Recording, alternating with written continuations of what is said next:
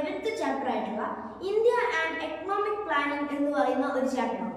ഈ ചാപ്റ്റർ വളരെ ഈസി ആയിട്ടുള്ള ഒരു ചാപ്റ്ററാണ്. ഈ ചാപ്റ്ററിൽ നമ്മൾ പറയുന്നത് ഇന്ത്യയിലെ എക്കണോമിക് പ്ലാനിങ്ങിനെ കുറിച്ചാണ്. എക്കണോമിക് എന്ന് പറയുമ്പോൾ നമ്മുടെ വ്യവസായവുമായി ബന്ധപ്പെട്ടിട്ടുള്ള പ്ലാനിങ്സിനെ കുറിച്ചാണ് നമ്മൾ ഈ ചാപ്റ്റർ പഠിക്കാൻ പോകുന്നത്.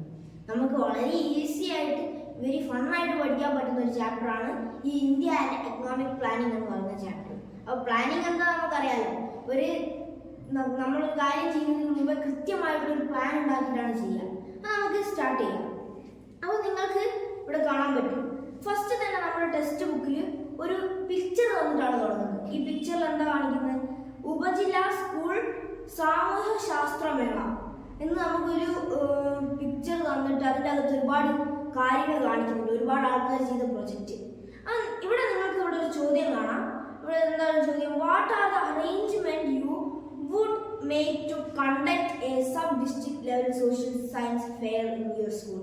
അതോടെ ചോദിക്കുന്നത്, നിങ്ങളുടെ സ്കൂളിൽ ഒരു ഉപജില്ലയിലെ സാമൂഹ്യ ശാസ്ത്രമേള നടത്തുകയാണെങ്കിൽ നിങ്ങൾ എന്തൊക്കെയായിരിക്കും ചെയ്യുക? നിങ്ങളുടെ സ്കൂളിലാണ് നടക്കുന്നത്, അപ്പോൾ നിങ്ങളായിരിക്കും അതിൻ്റെ അകത്തുള്ള ഒരുപാട് അറേഞ്ച്മെന്റ് ഒക്കെ ചെയ്യുക.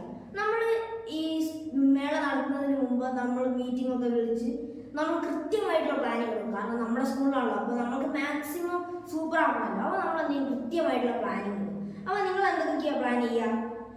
നിങ്ങൾ എന്താ ചെയ്യുക? ഫാക്കൽറ്റി ഫോർ രജിസ്ട്രേഷൻ നമ്മൾ മീറ്റിംഗ് വിളിച്ചിട്ട് കറക്റ്റ് പ്ലാൻ ചെയ്യും.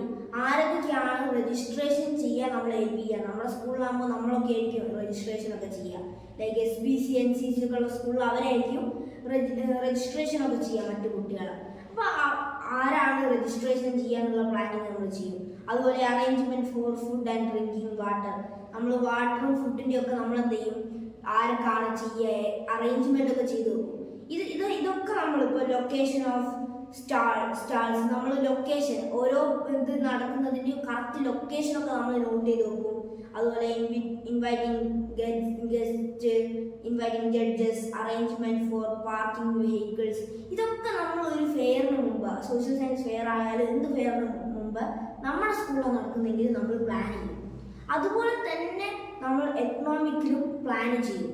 അതാണ് നമ്മൾ പഠിക്കാൻ പോകുന്നത്. നിങ്ങൾക്ക് എളുപ്പത്തിൽ പഠിക്കാം. ഇപ്പോൾ ഇത് നമ്മൾ പൊതുവേ ചെയ്യുന്നതാണല്ലോ. ഇപ്പോൾ നിങ്ങൾ ഈ എക്സാമ്പിൾ മാറി ഒരു എക്സാമ്പിൾ എടുത്ത് നിങ്ങൾ ടൂർ പോകുന്നതിന് മുമ്പേ നിങ്ങൾ ജസ്റ്റ് വണ്ടി കയറി നമ്മുടെ കാറാണെങ്കിൽ കാറിൽ സ്റ്റാർട്ട് ചെയ്ത് വെറുതെ പോലല്ലോ ചെയ്യുക.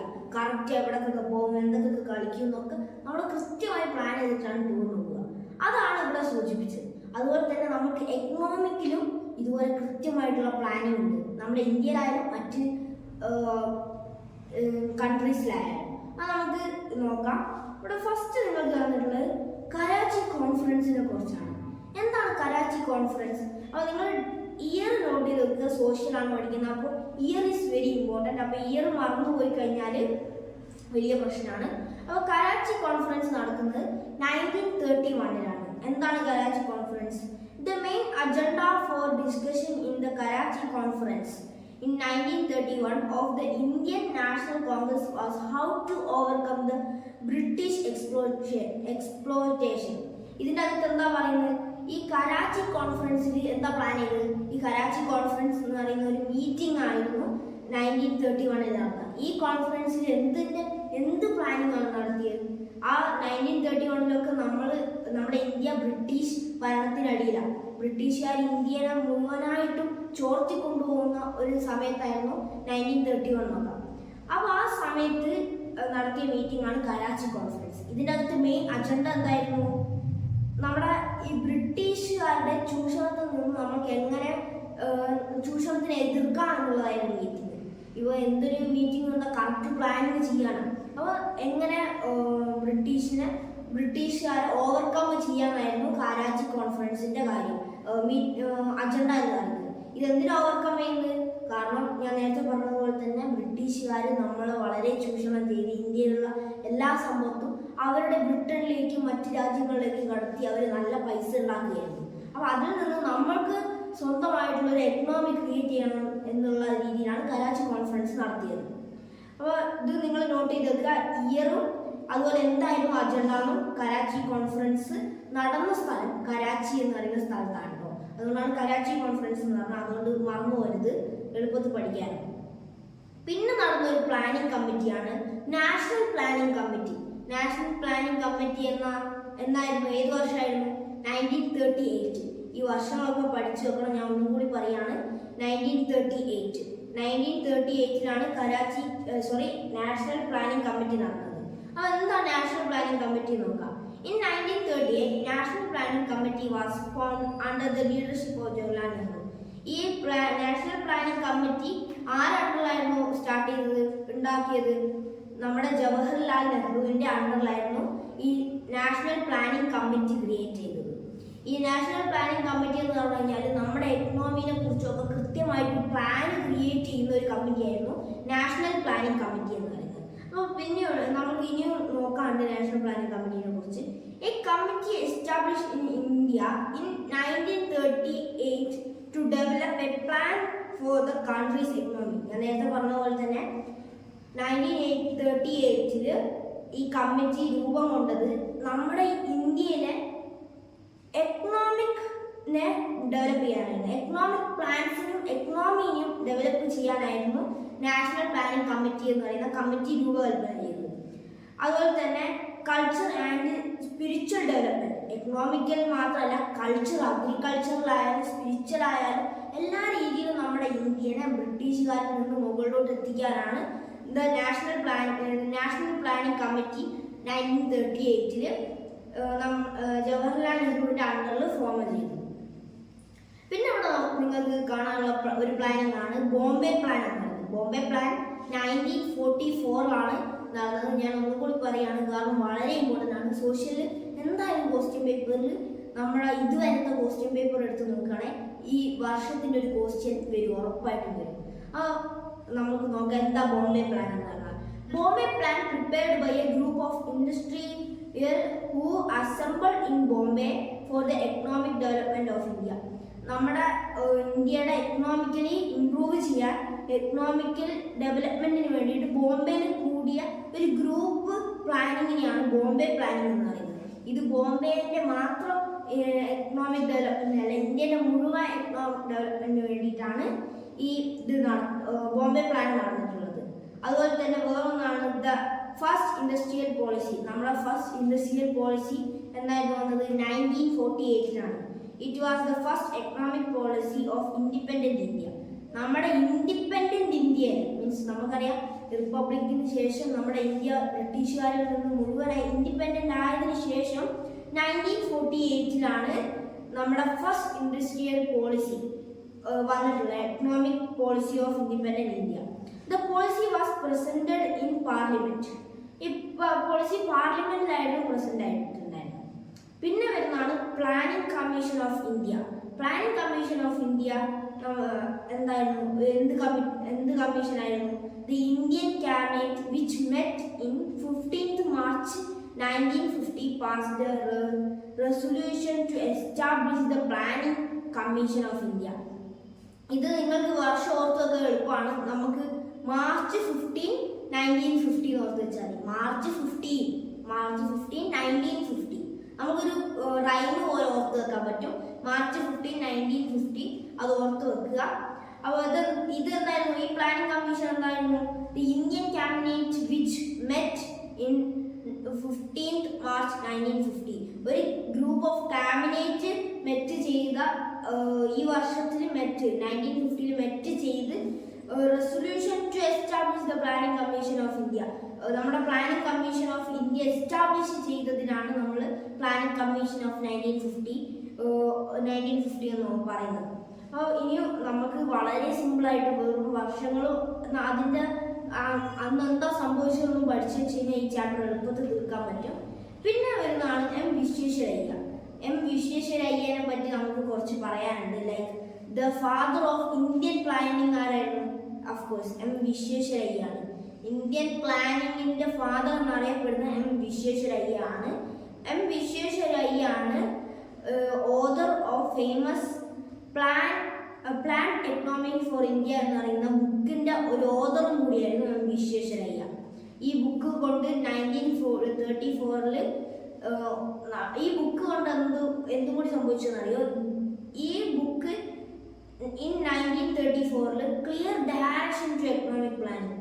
ഈ ബുക്ക് കാരണം എക്കണോമിക് പ്ലാനിങ്ങിലേക്ക് നമ്മുടെ ഇന്ത്യയെ നല്ല രീതിയിൽ 1934 സമയങ്ങളിലൊക്കെ മുന്നോട്ടേക്ക് നയിക്കാൻ പറ്റിയിട്ടുണ്ട് ഈ ബുക്ക് കാരണം. അപ്പോൾ എം വിശ്വേശ്വരയ്യ നമ്മുടെ എക്കണോമിക് പ്ലാനിങ്ങിൽ വലിയൊരു പങ്ക് വഹിച്ചിട്ടുണ്ട്.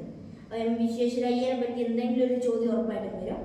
ഇനി ഇത് ഞാൻ പറഞ്ഞ വർഷങ്ങൾ ഓർത്ത് വെക്കണം വെറുതെ പറഞ്ഞതല്ല, നമ്മുടെ ബുക്കിൽ തന്നെ ഒരു ക്വസ്റ്റ്യൻ ഉണ്ട്. ഇതാ ഇവിടെ നിങ്ങൾക്ക് കാണാം 19 ഞാൻ ഒന്ന് പെൻ്റെ ബോൾഡ് കൂട്ടുന്നുണ്ടോ. 1938 എന്താ സംഭവിച്ചത്? 1938 എന്താ സംഭവിച്ചത്? ഇവിടെ നമ്മളിവിടെ കൊടുത്തിട്ടുണ്ട് 1938 എന്താ സംഭവിച്ചത്? Yes, national planning committee, Jawaharlal നെഹ്റുവിൻ്റെ അണ്ടറിൽ നടന്ന നാഷണൽ പ്ലാനിംഗ് കമ്മിറ്റി എപ്പോഴാണ് സംഭവിച്ചത്? 1938 1938 ഇനി പിന്നെന്താ ചോദിച്ചിട്ടുള്ളത്? ഇവിടെ ആദ്യം കൊടുത്തിട്ടുണ്ട് നാഷണൽ പ്ലാനിംഗ് കമ്മിറ്റിന്റെ. ഇനി 1944 എന്താ? ബോംബെ പ്ലാൻ 1944 സംഭവിച്ചത്. ബോംബെ പ്ലാൻ അത് മറന്നു പോകാൻ പാടില്ല. പിന്നെ അടുത്ത് 1948 the first industrial policy ഞാൻ തൽക്കാലം ഫസ്റ്റ് പോളിസി എന്ന ഇതാണ്. Okay, first industrial policy. പിന്നെ 1950 എന്താണ് സംഭവിച്ചത്? Planning commission of India 1950 form ചെയ്തിട്ടുള്ളത്, പ്ലാനിംഗ് കമ്മീഷൻ ഓഫ് ഇന്ത്യ. അപ്പോൾ അത് മറക്കാൻ പാടില്ല. ഈ വർഷങ്ങൾ വളരെ ഇമ്പോർട്ടൻ്റ് ആയിട്ടുള്ള കുറച്ച് വർഷങ്ങളാണ്. ഈ 4 വർഷങ്ങളും ഇമ്പോർട്ടൻ്റ് ആയിട്ട് പഠിച്ചു വെക്കുക. ഓക്കെ, പിന്നെ വരുന്നതാണ് നമ്മുടെ ഈ എക്കണോമിക് പ്ലാനിങ്ങിനെ കുറിച്ച്. എന്തൊക്കെയായിരുന്നു പ്ലാനിങ് നടന്നിട്ടുള്ളത്, എന്തൊക്കെയാണ് പ്ലാനിങ് എന്നൊക്കെ. അപ്പോൾ പ്ലാനിങ് 4 രീതിയിലാണ് നമ്മൾ ഡിവൈഡ് ചെയ്തിട്ടുള്ളത്. ഒന്ന് ഇക്വിറ്റി, ഗ്രോത്ത്, മോഡേൺസിഷൻ, സെൽഫ് റിലയൻസ്. ഈ 4 രീതിയിലാണ് ഇത് മാറ്റിയിട്ടുണ്ടായിരുന്നത്. നമുക്ക് ഫസ്റ്റ് ഗ്രോത്ത് നോക്കാം. എന്താണ് ഗ്രോത്ത്? അപ്പോൾ ഗ്രോത്ത് എന്താണെന്ന് ഇത്രയും ഒന്നും വായിക്കേണ്ട ആവശ്യമില്ല. ഗ്രോത്ത് വളരെ സിമ്പിളാണ്, പക്ഷെ നമുക്ക് നല്ല രീതിയിൽ മനസ്സിലാവാൻ വേണ്ടിയിട്ടാണ് നമ്മുടെ ടെക്സ്റ്റ് ബുക്കിലൊക്കെ ഇത്രയും വന്നിട്ടുള്ളത്. അപ്പോൾ എന്താ ഗ്രോത്ത്? Increase in output. ഇവിടെ നോക്കുക, അറ്റൻഡ്, ഞാൻ ഹൈലൈറ്റർ യൂസ് ചെയ്യണം. Okay, increase in input of goods and service produced in country.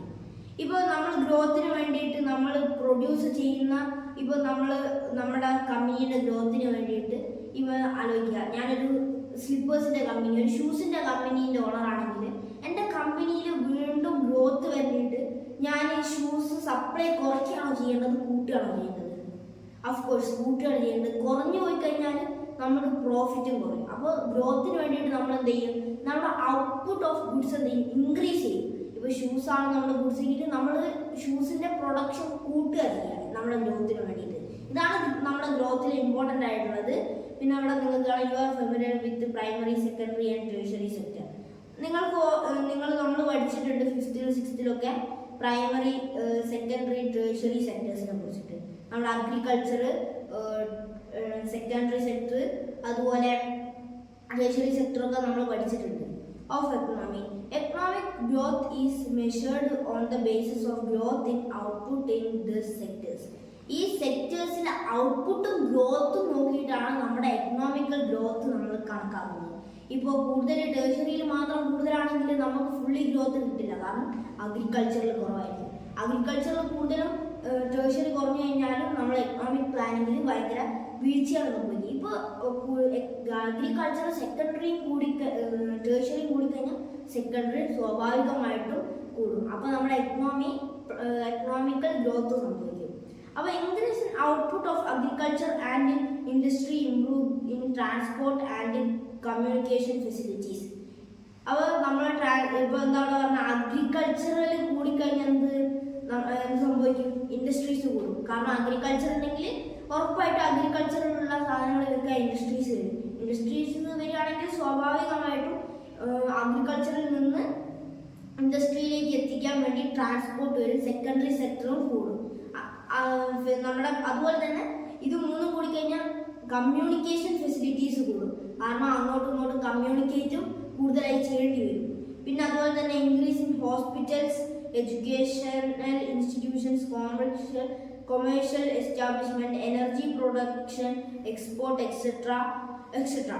അപ്പോൾ ഇവിടെ എന്താ പറയുന്നത്, കമ്മ്യൂണിക്കേഷൻ കൂടിക്കഴിഞ്ഞാൽ നമ്മൾക്ക് ഇതുപോലുള്ള ജോലികൾ എത്താൻ വേണ്ടി നമുക്ക് എഡ്യൂക്കേഷൻ ഫെസിലിറ്റീസ് കൂടും, ഹോസ്പിറ്റൽസ് കൂടും, കൊമേഴ്ഷ്യൽ എസ്റ്റാബ്ലിഷ്മെന്റ് കൂടും. അപ്പോൾ അഗ്രികൾച്ചർ കൂടി കഴിഞ്ഞാൽ നമ്മുടെ എൻറ്റയർലി എക്കണോമിക്കൽ ഗ്രോത്ത് ഉണ്ടാവും, നമ്മുടെ ഔട്ട്പുട്ട് കൂടുന്നതിനനുസരിച്ച്. അതാണ് നമ്മുടെ ഗ്രോത്ത് എന്ന് പറയുന്നത്. അപ്പോൾ എന്താ ഗ്രോത്ത്? അപ്പോൾ ഗ്രോത്ത് വളരെ ഈസിയും അതുപോലെ തന്നെ എളുപ്പത്തിൽ പഠിക്കാൻ പറ്റും. കാരണം ഒക്കെ ലിങ്ക് ചെയ്തിട്ടാണല്ലോ, agriculture, industry, transport, hospital, education, communication എന്ന് പറഞ്ഞാൽ ഒക്കെ ലിങ്ക് ചെയ്തിട്ടാണല്ലോ. അപ്പോൾ നമുക്ക് പെട്ടെന്ന് പഠിക്കാൻ പറ്റും. ഇനി ഗ്രോത്ത് കഴിഞ്ഞാലാണ് അടുത്തത് വരുന്നത് മോഡേണൈസേഷൻ എന്താ? അപ്പോൾ നിങ്ങൾക്ക് ഇവിടെ 2 ഫിഗർ കാണാം. ഇതൊന്നും നമുക്ക് വായിക്കേണ്ട ആവശ്യമില്ല. നമുക്ക് ഇവിടെ 2 ഫിഗർ കാണാം. ഒരു ഫിഗർ ഒരു കർഷകൻ. അപ്പോൾ കർഷകൻ മണ്ണ് ഭയങ്കര കഷ്ടപ്പെട്ട് കാളയിലൊക്കെ ഉപയോഗിച്ച് ഓക്സൊക്കെ യൂസ് ചെയ്ത് ഇങ്ങനെ മണ്ണ് കിളച്ച് വരിക. എന്തിന്? ഫാമിങ്ങിന് വേണ്ടിയിട്ട്. ഫാമിംഗ് എന്താ? അഗ്രികൾച്ചർ സെക്ടറാണ്, നമ്മുടെ പ്രൈമറി സെക്ടറാണ്. അപ്പോൾ ഭയങ്കര കഷ്ടപ്പെടുക. അപ്പോൾ ഇവിടെ എന്താ സംഭവിക്കുന്നത്? ഭയങ്കര കഷ്ടപ്പാടല്ലേ കർഷകന്. ഇപ്പോൾ ഓക്സ് അങ്ങോട്ട് പോകുന്നതായിരിക്കും ഇങ്ങോട്ട് പോകുന്ന ഓക്സ് ഒക്കെ ഭയങ്കര ബുദ്ധിമുട്ടാണ്. അപ്പോൾ സെക്കൻഡ് ഫാമർ ആണെങ്കിൽ ട്രാക്ടറൊക്കെ യൂസ് ചെയ്യുന്നത്. എനിക്ക് ഓക്സിജനും കളയിനൊന്നും വലിച്ചു കയറ്റിയാണെന്നല്ല, ഞാൻ ട്രാക്ടർ എടുത്ത് ഓടിച്ച് പെട്ടെന്ന് പണി തീർത്ത് ഞാൻ വീട്ടിലോട്ട് പോകുന്നുള്ള രീതിയിൽ ട്രാക്ടറൊക്കെ യൂസ് ചെയ്ത് പെട്ടെന്ന് നമ്മുടെ ഫാർമർ 1നെക്കാട്ടിയും 2x സ്പീഡിൽ നമ്മുടെ സെക്കൻഡ് ഫാർമർ ചെയ്യാം. അപ്പോൾ ഇവിടെ ആരാ മോഡേണൈസേഷൻ ആയിട്ടുള്ളത്? മോഡേൺ ഇൻസ്ട്രുമെന്റ്സ് യൂസ് ചെയ്യുന്നത് സെക്കൻഡ് ഫാർമറാണ് ഓഫ് കോഴ്സ്. അപ്പോൾ ഇവിടെ നമ്മൾ നമ്മുടെ എക്കണോമിക്കൽ ഗ്രോത്ത് വരണമെങ്കിൽ നമ്മൾക്ക് ഓൾഡിൽ നിന്ന് ന്യൂയിലേക്ക് മോഡേണൈസേഷൻ ആവണം. നമ്മൾ മോഡേൺ സിറ്റിയിലേക്ക് അല്ലെങ്കിൽ മോഡേൺ പുതിയ ടെക്നോളജിയിലേക്ക് മാറണം. ഇപ്പോഴും പഴയ നമ്മുടെ ഓക്സിജൻ യൂസ് ചെയ്ത മണ്ണ് കളിക്കുന്നെങ്കിലൊക്കെ ഇപ്പോഴും നമ്മൾ അഗ്രികൾച്ചർ സെക്ടറിൽ വീക്കായിരിക്കും. അഗ്രികൾച്ചറൽ സെക്ടർ വീക്കായ എന്താ സംഭവിക്കുക? നമ്മൾ നേരത്തെ ഗ്രോത്തിൽ കണ്ടു, എല്ലാത്തിലും നമ്മൾ വീക്കാവും. അപ്പോൾ നമ്മൾ മാക്സിമം എന്ത് ചെയ്യണം? മോഡേണൈസേഷൻ ആയാൽ മാത്രമേ നമ്മുടെ എക്കണോമിക്കൽ ഗ്രോത്ത് കൂടും. ഇപ്പോൾ ഇവിടെ ചോദിക്കുക, ഇവർ രണ്ടുപേരും കമ്പയർ ചെയ്ത് കഴിഞ്ഞാൽ ഇതിൽ സെക്കൻഡ് ഫാർമറിന് എന്താണ് അഡ്വാൻറ്റേജ്? ടൈം സേവിങ് അല്ലേ? എത്ര സമയം ലാഭിക്കാൻ പറ്റുക? കുറേ സമയം ലാഭിക്കാൻ പറ്റും. അതുപോലെ തന്നെ യൂസ് ഓഫ് മെഷീൻസ് യൂസ് ചെയ്യുന്നുണ്ട്. നമ്മൾ മോഡേൺ ആവാൻ വേണ്ടി മെഷീൻസ് യൂസ് ചെയ്യുന്നുണ്ട്. പിന്നെ സിംപ്ലിഫിക്കേഷൻ ഓഫ് മാനുവൽ ലേബർ. ഇപ്പോൾ കഷ്ടപ്പെട്ട് പണിയെടുക്കുന്നതിനെക്കാട്ടി എളുപ്പത്തിൽ ലേബേഴ്സിന് പണിയെടുക്കാനാവും. നമ്മുടെ വർക്ക് സിംപ്ലിഫൈ ചെയ്യാനാവും. അതാണ് മോഡേണൈസേഷൻ. പിന്നെ വരുന്നതാണ് സെൽഫ് റിലയൻസ് എന്താ? Do you have A kitchen at home? അത് നമുക്ക് ടെക്സ്റ്റ് ബുക്ക് തന്നിട്ടുള്ള ഒരു ചോദ്യമാണ്. നിങ്ങൾക്ക് വീട്ടിൽ ഒരു കിച്ചൺ ഗാർഡൻ ഉണ്ടോ? എന്താ കിച്ചൺ ഗാർഡൻ എന്ന് പറഞ്ഞു കഴിഞ്ഞാൽ ഒരു ചെറിയ സ്പേസിൽ നമ്മൾക്ക് ആവശ്യമായിട്ടുള്ള ചെറിയ വെജിറ്റബിൾസ്, ലൈക്ക് ഇപ്പം മുളക്, തക്കാളി പോലുള്ള ചെറിയ ജിഞ്ചർ പോലെയൊക്കെയുള്ള ചെറിയ വെജിറ്റബിൾസ് നമ്മൾ ഗ്രോ ചെയ്യുന്നത്, ഒരു ചെറിയ സ്ഥലത്ത് ഗ്രോ ചെയ്യുന്നതിനാണ് കിച്ചൺ ഗാർഡൻ എന്ന് പറയുന്നത്. നിങ്ങളുടെ വീട്ടിൽ കിച്ചൺ ഗാർഡൻ ഉണ്ടോ എന്നാണ് ടെക്സ്റ്റ് ബുക്കിൽ നമുക്ക് തന്ന ചോദ്യം. If you can grow vegetable your dependence on market can be minimise. അപ്പോൾ നിങ്ങൾക്ക് തന്നെ വീട്ടിൽ ഇപ്പോൾ പച്ചമുളകും തക്കാളിയൊക്കെ ഉണ്ടാക്കുകയാണെങ്കിൽ മറ്റ് മാർക്കറ്റിൽ നിങ്ങൾക്ക് ഡിപ്പെൻഡ് ആവേണ്ട ആവശ്യമില്ല. ഡിപ്പെൻഡേഷൻ മിനിമൈസ് ആവും. അതുപോലെ തന്നെ ഇപ്പോൾ എൻ്റെ എക്സാമ്പിൾ എടുക്കുകയാണ്, എൻ്റെ വീട്ടിൽ അച്ഛമ്മയൊക്കെ പച്ചമുളക് കുറേ നടലുണ്ട്. അപ്പോൾ പച്ചമുളക് വാങ്ങാൻ കൂടുതൽ മാർക്കറ്റിലോട്ടൊന്നും പോകല്ല. ആവശ്യം വന്നു കഴിഞ്ഞാൽ നമ്മൾ പ്ലാന്റിൽ നിന്ന് പൊട്ടിച്ചു കൊണ്ടുവന്ന് യൂസ് ചെയ്യുക. അപ്പം എന്ത് ചെയ്തു? നമ്മുടെ മാർക്കറ്റ് ഡിപ്പെൻഡൻസ് കുറയുക. അതുകൊണ്ടാണ് സെൽഫ് റിലയൻസ് എന്ന് പറയുന്നത്. നമ്മൾ സ്വന്തം ഡിപ്പെൻഡ് ആകുക നമ്മളിൽ തന്നെ. പിന്നെ if enables the use of human resource and bargain economic again. You have learned about the condition of food production in India at time of independence. നമുക്കറിയാം ഫുഡ് പ്രൊഡക്ഷൻ ഓഫ് ഇന്ത്യ നമ്മുടെ independence ടൈമിൽ ഭയങ്കര കുറവായിരുന്നു. ഇപ്പോൾ പക്ഷേ നമുക്ക് ഫുഡിൻ്റെ കാര്യത്തിലൊക്കെ അഗ്രികൾച്ചറിൽ നമ്മൾ കുറേ മുന്നോട്ടേക്കാണ്. കാരണം എന്താ? ഇപ്പോൾ ഒരുപാട് ആൾക്കാർ സെൽഫ് റിലയൻസ് തുടങ്ങി. ഇപ്പോൾ വെജിറ്റബിളിൽ നമുക്ക് ഒരുപാട് ക്ഷാമം വരുന്നില്ല. ഇപ്പോൾ മാർക്കറ്റിലും ഇത് തുടങ്ങി. അതുകൊണ്ട് നമ്മുടെ എക്കണോമി വളരെ വലിയ ഗ്രോത്തിലോട്ടാണ് പോകുന്നത്. അതാണ് ഈ സെൽഫ് റിലയൻസ് കൊണ്ട് ഉദ്ദേശിച്ചത്. സെൽഫ് നമ്മൾ തന്നെ ഡിപ്പെൻഡ് ആവുകയാണ് ചെയ്യുന്നത്. സെൽഫ് ഡിപ്പെൻഡൻസിനാണ് നമ്മൾ സെൽഫ് റിലയൻസ് എന്നും കൂടി പറയുന്നത്. പിന്നെ വരുന്നതാണ് ഇക്വിറ്റി. ഇക്വിറ്റി എന്താ? ലിസ്റ്റ് ഔട്ട് അവർ ബേസിക് റിക്വയർമെന്റ്സ്. നമ്മുടെ ബേസിക് റിക്വയർമെന്റ്സിനെ ലിസ്റ്റ് ഔട്ട് ചെയ്യാൻ നമ്മുടെ ടെക്സ്റ്റ് ബുക്ക് കഴിഞ്ഞിട്ടുണ്ട്. എന്തൊക്കെയാണ് നമ്മുടെ ഒരു ലൈഫിന് വേണ്ട ബേസിക് റിക്വയർമെന്റ്സ്? എന്താ? ഒന്ന്, ഫുഡ് വേണം. ഫുഡിലാണ് നമുക്ക് ജീവിക്കാൻ ബുദ്ധിമുട്ടാണ്. അതുപോലെ ക്ലോത്തിങ്. ഇപ്പം ഞാൻ തന്നെ ക്ലോത്ത് ഇട്ടിട്ടുണ്ട്, അപ്പോൾ ക്ലോത്തിങ് ഈസ് വെരി ഇമ്പോർട്ടൻറ്റ്. പിന്നെ ഷെൽട്ടർ. ഇപ്പോൾ നമ്മുടെ ഇന്ത്യയിൽ ഒട്ടുമിക്ക എല്ലാവർക്കും 99.9% ആളുകൾക്ക് എന്തുണ്ട്? ഷെൽട്ടർ ഉണ്ട്. ഇപ്പോൾ എനിക്ക് വീടുണ്ട്, ഒക്കെ ഷെൽട്ടർ ഉണ്ട്. പിന്നെ ലിറ്ററസി ഉണ്ട്. നമുക്ക് നമ്മുടെ ബേസിക് റിക്വയർമെന്റ്സ് ഒക്കെ ഇതാണ്. പിന്നെ the object of equity will be The object of equity will be attained when all civilization revise basic mentioned food such as shelter, education, drinking water, health, distribution, wealth. Ensuring equity is essential for people's benefit, fruit of growth, modernization and self-reliance. അപ്പോൾ ഇവിടെ എന്താ പറയുന്നത്? നമ്മൾക്ക് എന്ത് വേണം?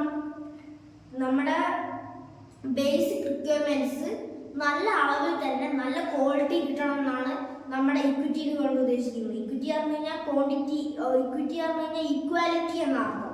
Means എല്ലാവർക്കും ഒരുപോലെ എന്നാണ് അർത്ഥം ഇക്വിറ്റി. അപ്പോൾ ഇക്വിറ്റി നമ്മൾക്ക് എന്ത് വേണം? എല്ലാത്തിലും വേണം. ഫുഡിൽ ഇക്വിറ്റി വേണം, ക്ലോത്തിങ്ങിൽ ഇക്വിറ്റി വേണം, ഷെൽട്ടറിൽ ഇക്വിറ്റി വേണം, അതുപോലെ തന്നെ എഡ്യൂക്കേഷനിൽ ഇക്വിറ്റി വേണം. അതാണ് ഇക്വിറ്റി കൊണ്ട് ഉദ്ദേശിക്കുന്നത്. എല്ലാ കാര്യത്തിലും എല്ലാവർക്കും ഈക്വൽ ആയിട്ട് കിട്ടുക. ഇപ്പോൾ എഡ്യൂക്കേഷൻ എല്ലാവർക്കും ഈക്വലായി കിട്ടിക്കഴിഞ്ഞാൽ അവിടെ നമ്മുടെ എക്കണോമിക് ഗ്രോത്ത് ആണ് സംഭവിക്കുന്നത്. എല്ലാവർക്കും കൃത്യമായിട്ടുള്ള ഫുഡ് കിട്ടുകയാണെങ്കിൽ, ഈക്വലായിട്ട് ഫുഡ് കിട്ടുകയാണെങ്കിൽ നമുക്ക് അവിടെ ഗ്രോത്ത് ആണ് സംഭവിക്കുന്നത്. അപ്പോൾ ഇക്വിറ്റിയും നമുക്ക് നമ്മുടെ എക്കണോമിക് പ്ലാനിങ്ങിൽ എക്കണോമിക് ഗ്രോത്തിനായിട്ട് വളരെ ഇമ്പോർട്ടൻ്റ് ആണ്. അപ്പോൾ ഇതാണ് ഇക്വിറ്റി. അപ്പോൾ ഇക്വിറ്റിയൊക്കെ വളരെ എളുപ്പത്തിൽ നമുക്ക് പഠിച്ചു വെക്കാനാവും. പിന്നെ planning commission and 5 years of plan. ഇതെന്താ? പ്ലാനിങ് കമ്മീഷനും 5 years of plan. അപ്പോൾ ഈ പ്ലാനിങ് കമ്മീഷൻ 5 year പ്ലാൻ ആണ്. ഒരു പ്ലാനിങ് 5 years നമ്മൾ യൂസ് ചെയ്യും.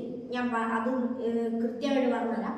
The central campaign gave asset on 15th March 1950 from a planning commission to prepare a project fulfill the objectives of planning of India. നമ്മൾ പറഞ്ഞതാ ഇവിടെ നമ്മൾ മുകളിൽ പറഞ്ഞിട്ടുണ്ടായിരുന്നു. 1950 പ്ലാനിങ് കമ്മീഷൻ. എന്താ പ്ലാനിങ് കമ്മീഷൻ ഉണ്ട്. നമ്മൾ പ്ലാനിങ് കമ്മീഷൻ രൂപകൽപ്പന ചെയ്തുകൊണ്ടാണ്. ഈ പ്ലാനിങ് കമ്മീഷൻ എന്താ ചെയ്യുക? ഒരു പ്ലാൻ ക്രിയേറ്റ് ചെയ്യും നമ്മുടെ എക്കണോമിനെ ഗ്രോ ചെയ്യാൻ. ഓക്കെ, ഗ്രോ ചെയ്യാൻ. പിന്നെന്താ ഉള്ളത്? The planning commission is chaired by Prime Minister, who will assist by a full-time Vice Chairman and a member appointed in the Cabinet. ഇതിൻ്റെ നമ്മുടെ ചെയർഡ് ആരായിരിക്കും? ഇതിൻ്റെ ഹെഡ് ആയിരിക്കും നമ്മുടെ പ്രൈം മിനിസ്റ്റർ ആയിരിക്കും ഈ പ്ലാനിങ്ങിൻ്റെ ചെയർമാൻ എന്ന് പറയുന്നത്. അപ്പോൾ ചെയർമാൻ നമ്മുടെ ചെയർഡ് പ്രൈം മിനിസ്റ്റർ ആണെങ്കിലും ഫുൾ വർക്ക് ചെയ്യാം. വൈസ് ചെയർമാനും അതുപോലെ തന്നെ മെമ്പേഴ്സ് ഇൻ ക്യാബിനറ്റ് ആയിരിക്കും വർക്ക് ചെയ്യാം. ഓക്കെ, പിന്നെ we adopt the national planning model of the Soviet Union as the model. The Planning Commission made suitable changes to Soviet model according to democracy and mixed economy. The Planning Commission visualized the project with a 5-year plan. Pursuing the aim of 5 years plan identified certain sectors. അപ്പോൾ ഇവിടെ പറയുന്നത്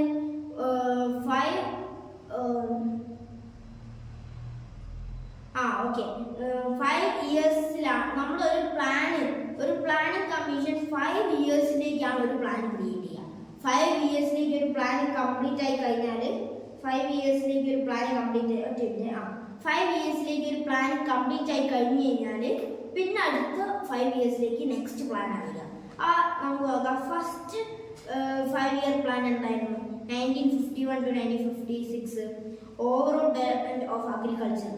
second 5 year plan industrial development. അങ്ങനെ നമ്മൾക്ക് 3rd മുതൽ 20th 5 year plan വരെയാണ് നമ്മുടെ text ബുക്കിൽ തന്നിട്ടുള്ളത്. അതിനുശേഷം പ്ലാൻ ഉണ്ട്. പക്ഷെ നമ്മൾക്ക് എക്സാമിനൊക്കെ ചോദിക്കുക ഈ 12th 5 ഇയർ പ്ലാൻ വരെയായിരിക്കും. ഓക്കെ, 12th 5 ഇയർ പ്ലാൻ വരെ ഒന്ന് ജസ്റ്റ് പഠിച്ചു നോക്കുക. അതിൻ്റെ അകത്ത് ഫസ്റ്റത്തെ ഫോറും അതുപോലെ തന്നെ ലാസ്റ്റത്തെ 2 കൂടി ഇമ്പോർട്ടൻ്റ് ആയിട്ട് ഓർത്ത് വെക്കുക. കാരണം ഈ 4+2 ഇമ്പോർട്ടൻ്റ് ആയിട്ട് പഠിച്ചു വെക്കുക. ഇതിൽ നിന്ന് പോസിറ്റീവ് വരാൻ സാധ്യത കൂടുതലാണ്. പക്ഷെ എന്നാലും ബാക്കി വരുന്നതും പഠിച്ചു വെക്കുക. പറയാൻ പറ്റില്ല, പെട്ടെന്ന് വേറെ രീതിയിൽ വന്നു കഴിഞ്ഞാൽ നമ്മൾ കൊടുക്കുമല്ലോ. അപ്പോൾ എല്ലാം പഠിച്ചു വെക്കുക, ഇതിൻ്റെ അകത്തുള്ള 12 ഇയർ പ്ലാനുകളും. അപ്പോൾ നമ്മളുടെ ഈ ചാപ്റ്ററിൽ നമുക്ക് ഇത്രയേ പഠിക്കാനുള്ളൂ. വളരെ സിമ്പിളായിട്ട് പഠിക്കാൻ പറ്റുന്നതാണ്. ഇതിൻ്റെ അകത്ത് കുറച്ച് ടഫായിട്ടുള്ളത് ഇയേഴ്സ് പഠിച്ചു വെക്കാനാണ്. ഇയേഴ്സ് മാത്രമേ പഠിച്ചേക്കാൻ ടഫായിട്ടുള്ളൂ. അല്ലാതെ പേര് കേൾക്കുമ്പോൾ തന്നെ നമുക്ക് എന്താണ് ഇതുകൊണ്ട് ഉദ്ദേശിച്ചതെന്ന് മനസ്സിലാവും. അതുപോലെ തന്നെ ഇക്വിറ്റി, നമ്മുടെ ഇവിടെ ഇക്വിറ്റി, അതുപോലെ ഗ്രോത്ത്, മോഡേണൈസേഷൻ, സെൽഫ് റിലയൻസ് ഒക്കെ നമുക്ക് കേൾക്കുമ്പോൾ തന്നെ മനസ്സിലാവും എന്താ ഉദ്ദേശിച്ചത്. അപ്പോൾ ഇതും നമുക്ക് വലിയ ടെൻഷൻ അടിക്കാനില്ല. ഇയേഴ്സ് പഠിച്ചു വെക്കുക. അതുപോലെ പിന്നെ നമുക്ക് പഠിക്കാൻ കുറച്ച് ടഫുള്ളത് ഞാൻ അവസാനം പറഞ്ഞ ഈ 12 5 ഇയേഴ്സ് പ്ലാനുകളാണ്. ഈ 12 5 ഇയേഴ്സ് പ്ലാനുകളും പഠിച്ചു വെക്കുക, ഇയേഴ്സും പഠിച്ചു വെക്കുക. പിന്നെ ജസ്റ്റ് ഒന്ന് റീഡ് ചെയ്ത് പോയി കഴിഞ്ഞാൽ ഈ ചാപ്റ്റർ ഭയങ്കര ഈസി ആയിട്ട് നമുക്ക് പിടിക്കാൻ പറ്റുന്നതാണ് എക്സാമിന്. അപ്പോൾ ഇന്നത്തെ വീഡിയോയിൽ ഇത്രയേ ഉള്ളൂ. ഈ വീഡിയോ ഇഷ്ടമായിട്ടുണ്ടെങ്കിൽ നിങ്ങൾ നിങ്ങളുടെ ഫ്രണ്ട്സിന്, 8th സ്റ്റാൻഡേർഡ് പഠിക്കുന്ന ഫ്രണ്ട്സിന് ഷെയറും അതുപോലെ തന്നെ ലൈക്കും സബ്സ്ക്രൈബും ചെയ്യാൻ മറക്കരുത്. Thank you for watching.